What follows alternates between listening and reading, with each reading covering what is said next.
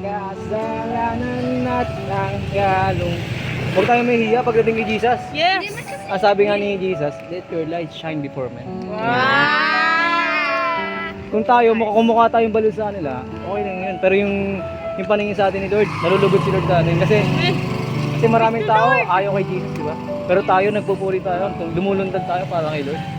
Bakit? Kasi na-experience natin yung pagmamahal ni Lord. Sino hindi mapapatalan sa pagmamahal ni Lord?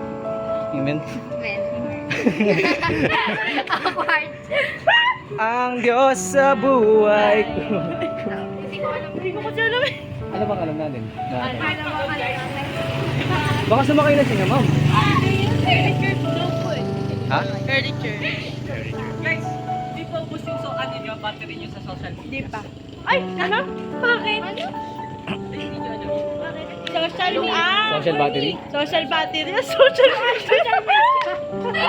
Social battery. Social media. Praise the Lord. Hallelujah. Purihin ang Diyos na buhay. Mag-street preaching tayo dito. Ano po ba? Ramos Church. Sige nga, evangelizean mo nga daw ako. Ano? Faith? Evangelizean mo daw ako. Ano yan? Ano? Ako daw Dati ay... Faith magaling po. Hindi si Red. Naniniwala Sino ba, ako Faith? niya kay Red. Naniniwala kami kay Red. Sam. Ay, akala ko ikaw yung Faith. Sorry. Faith, Bakit page? Ay, siya si yung Sam, si One Risha. step lang.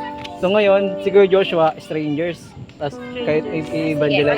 Bibigyan tayo Hindi, kasama ko dun. I-evangelize niyo daw nga daw ako eh. Ah, sige. Sige, video mo kami. Uy, ito mag-share na. Ikaw, ako si Sharon yung ano. Okay. Si Babe. Okay, sige. 1, 2, 3, 1, 2, 3. Ay, Wala bro, dati yung bro. Ano, maganda pa ganun no? sige. Ang angas pa yan, no?